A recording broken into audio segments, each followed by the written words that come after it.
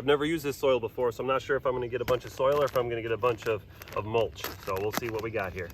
This was $7.98 for 2 cubic feet, and I'm just looking for some good soil to mix in, so we'll see.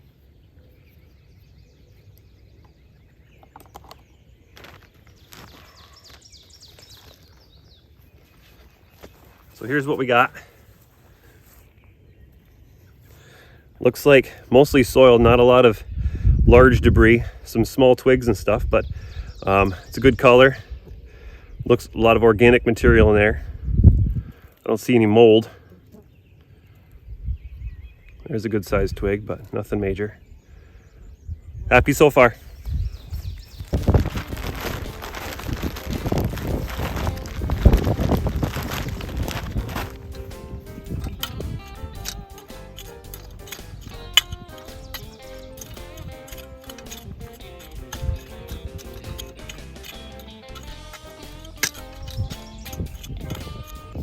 Okay, now that that's mixed in pretty well, I'm gonna get my Dr. Earth fertilizer and mix that in as well.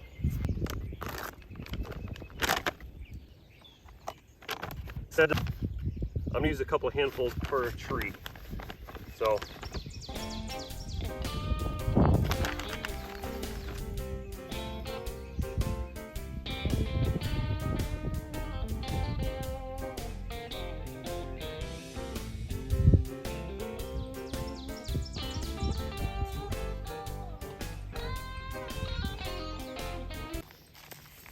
all right, so here are my trees from St. Lawrence Nurseries. Some of them, it's been sitting in my garage for about 5 or 6 days, so I got a little bit of growth on there, but it's not gonna hurt anything. This is, there's sawdust in there right now. Moist sawdust, so that's why it's doing so well still.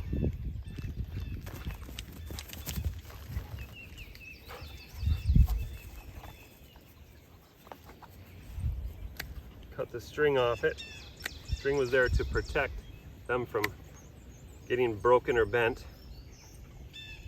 Try not to hurt the bark.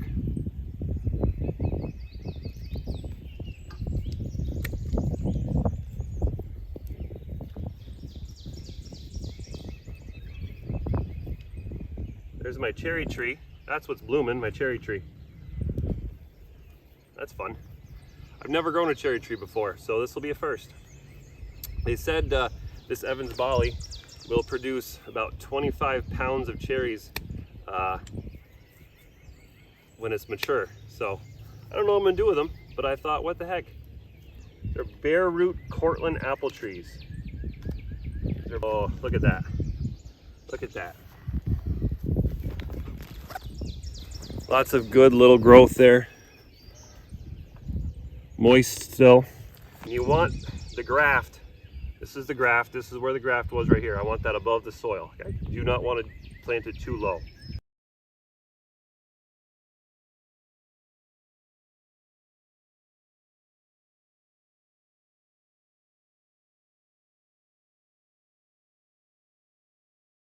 What we're going to do now is we're going to get some water from our barrel and put some water in it, and then we'll put some more soil on top of that.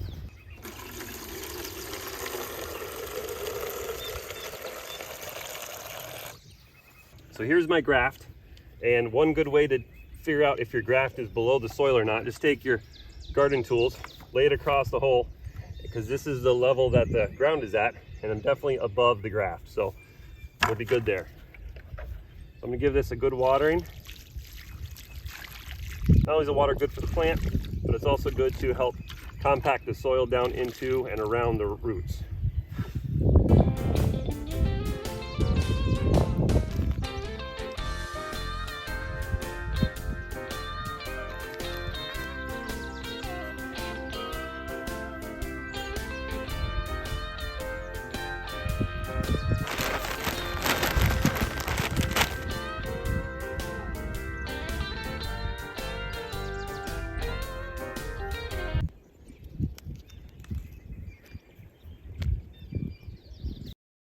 What I like to use for weed suppression are old grocery bags.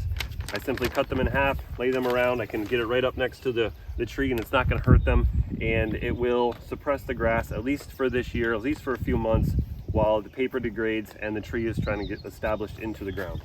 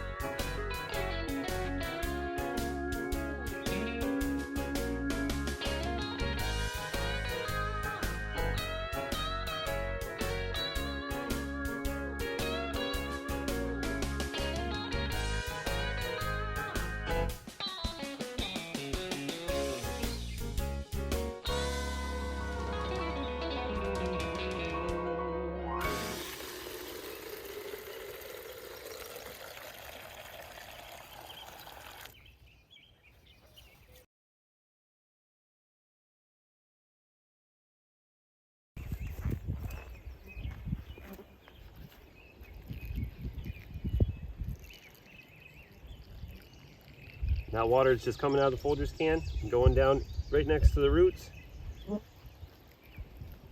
Paper bag's getting wet, which is okay obviously because it's going to get wet. But it's not holding the water on the bark. It will drip down through. So let that water while we're heading to the next tree.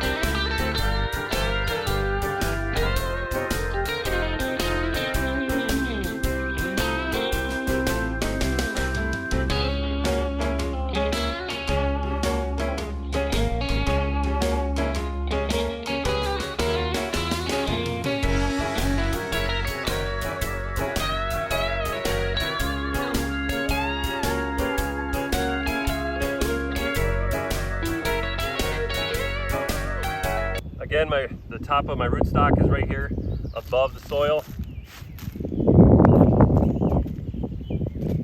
There. Nice and happy. So we're going to put another hole in the side of our Folgers can, fill it up with water, and put it next to the tree, let the water soak down into the roots. So I've done 2 out of the 3 Cortland apple trees, planted them. I'm going to do the 3rd one the same way. I'm not going to record it because it's just the same thing over and over again. But if you like what you see, hit that subscribe button. It really helped me out. I'm trying to get to 1,000 by the end of the summer. What we're doing here is we're growing raspberries, blackberries, and blueberries, as well as some apple trees, growing a cherry tree, some roses, rhubarb, and I'm going to do the family garden down below, which has my peppers and my cucumbers and my tomatoes and all that jazz too. So I'm going to record that this year. I didn't do that last year. I'm going to do it this year because I've had a couple people ask. As well as I'm going to show you some of the infrastructure on my farm. Yeah, if you like what you see, hit the subscribe button, and we'll see you on the next one.